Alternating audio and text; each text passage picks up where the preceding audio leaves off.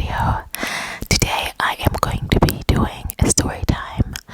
I actually did this story on my other channel. That was like the first story time I ever did on my other like more regular channel that's not ASMR.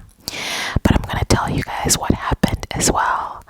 This was supposed to be posted just after Thanksgiving, but it's been so long now and I'm gonna have a busy week. I just want to create content for you guys, and I decided to go Lofi because it's so convenient.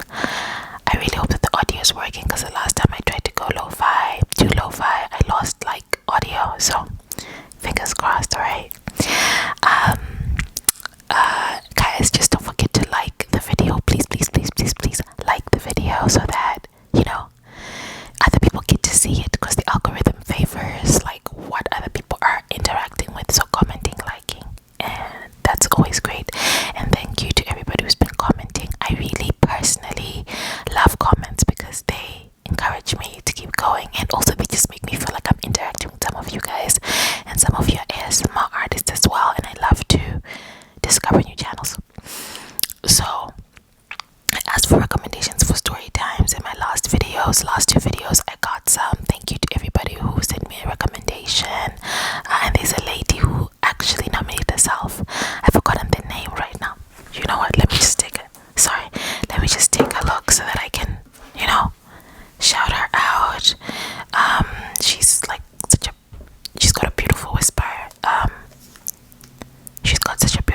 Her voice is just so calming. I really enjoy her content, and she's definitely who I'm binging right now. Let me see if I can find her.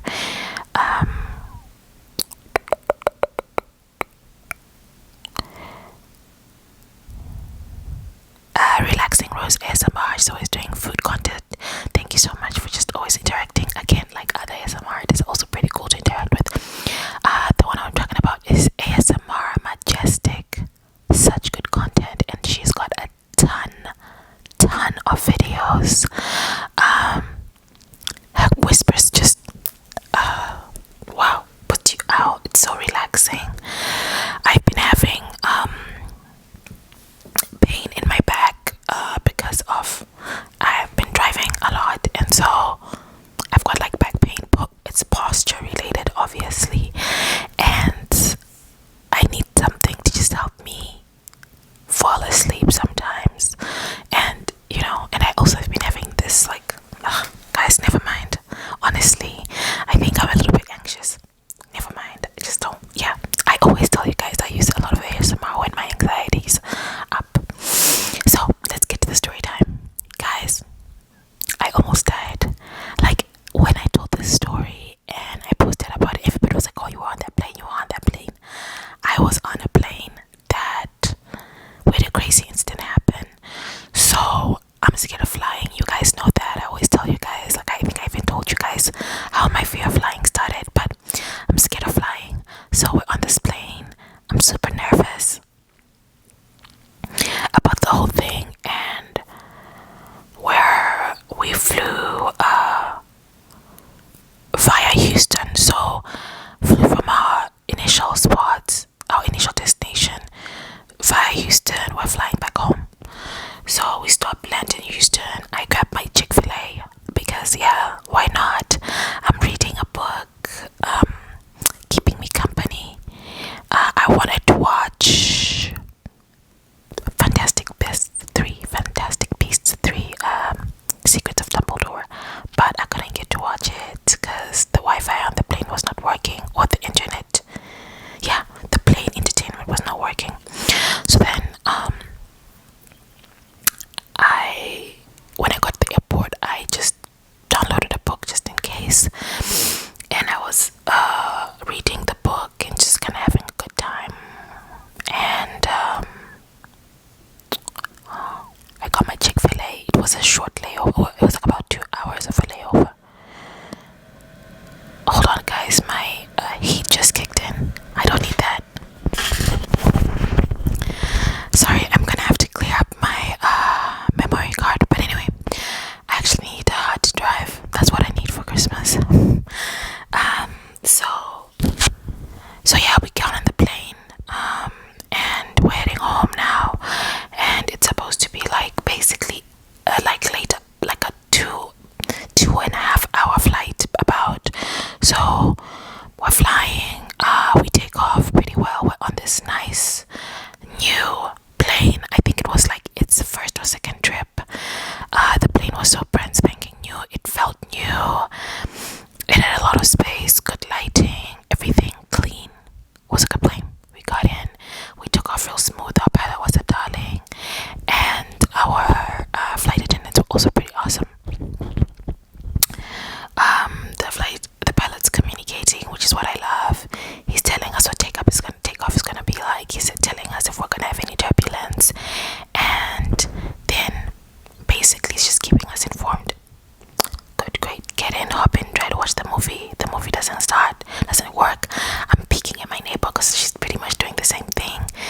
also doesn't get through, so I know it's not just my phone. So I quit and I went to go back to my book.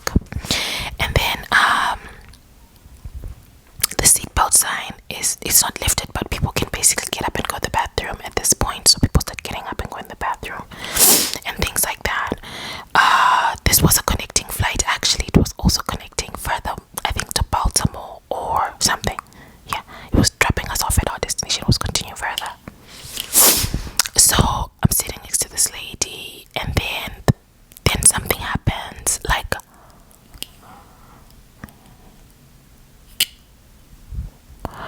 we genuinely were not sure what was going on. We just heard the flight attendant saying stop, stop, and then she started yelling for restraints. She kept on yelling for restraints. Then this one big guy, like, you know, those 6 foot something, 200 and something pounds guys, you know, the guys who are about action. He gets up and he seems to know what he's doing. He's looking into the cabin, those bag places, and he's looking for the restraints. He doesn't find them, and we don't know. I can't even see at this point who they're trying to restrain, which we were sitting relatively close to the back, but we still couldn't see because a couple of other guys had gotten up and tried to like hold this person down. And then the flight attendant, she basically picked up the microphone and was like, I need restraints back here and everything. And then the other flight attendant got the restraints and then brought them. And basically they were restraining this guy, and the restraints were like zip ties. So I could see the bag with the zip ties, and I could see the zip ties, but I couldn't see what they were restraining. Eventually I was able to see that it was someone in green with short hair. So I was like, oh, it's a man. Now my other neighbor, the person was not neighbor, but the person was sitting right in front of us, like in the middle row. I was sitting in the middle, so the person was sitting right in front of. No, I wasn't sitting in the middle. I was sitting on the aisle. The person who was sitting right in front of us, but in the middle, got up and like knelt facing the back. So she was kind of like trying to give us the 411, and we were trying to decide, is it a medical emergency or is it something else? And then that's how I found out that the lady sitting next to me was a medical doctor, and the lady sitting in front of me was also a medical doctor. I call her the nosy lady because she was the one who was giving us all the tea. Now Miss Nosy was also a medical doctor, and she was kind of like, is there medical doctors? And it was very clear that there were a lot of medical doctors on the flight. The lady next to me was lovely endocrinologist. She had her son right next to her. Her husband and her other child were also behind us, and she was just kind of like, oh, my son is autistic, so I hope that this doesn't affect the flight. But sure enough, after a few minutes, the pilot says, ladies and gentlemen,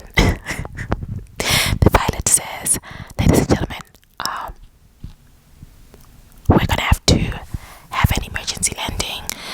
We're so sorry for what's going on back there, but yeah, it's an emergency. We're gonna have to land, and we're gonna be landing at the Little Rock airport. So we've left Houston. We're only in Little Rock. We're heading to the Midwest. So I'm like, oh my god, it's been about an hour. I'm already now freaking out because I'm like, we have to land and get back up in the air. And keep in mind, I don't even know why we are really landing. Like, no one knows. We know there's been some scuffle, but we don't know why we're landing. So then he says, after a little bit, so you can tell we kind of slowed down. I think circle back, whirl around, and then he gives us the second update. He says, ladies and gentlemen, we are, about to descend, and we're going to land at the Little Rock airport. The police officers will be there once we get there, basically. So that's how we kind of knew that it was not a medical thing, because they didn't say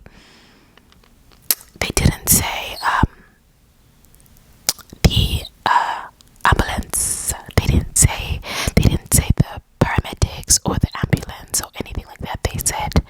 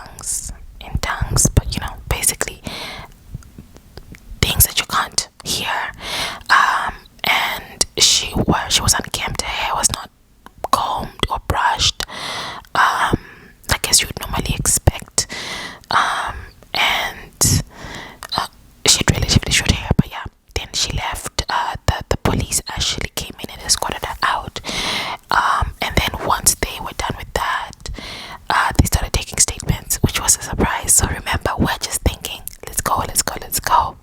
That's what we're thinking about. They escorted out. They came and they took statements. Everybody was sort of kind of directly involved with this. Went up to the front and gave their statements up front, and then other people, and then the rest of us. There was a couple of police officers that came and asked us if we'd seen anything, and honestly, I had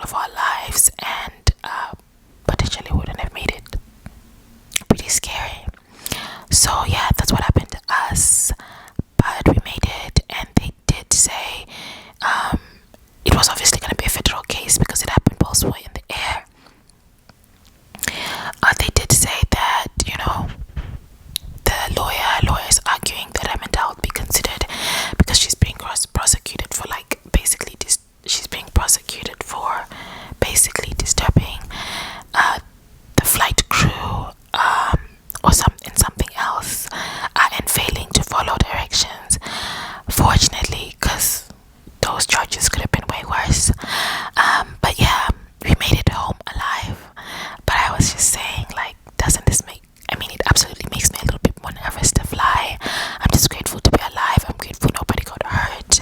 And oh yeah, I wanted to say that one of the reasons why they knew that it was the mental health thing was because when she was asked why she was trying to open the door, she said that Jesus told her to. And obviously that sounds like hallucination and also a bit of hyper religiosity.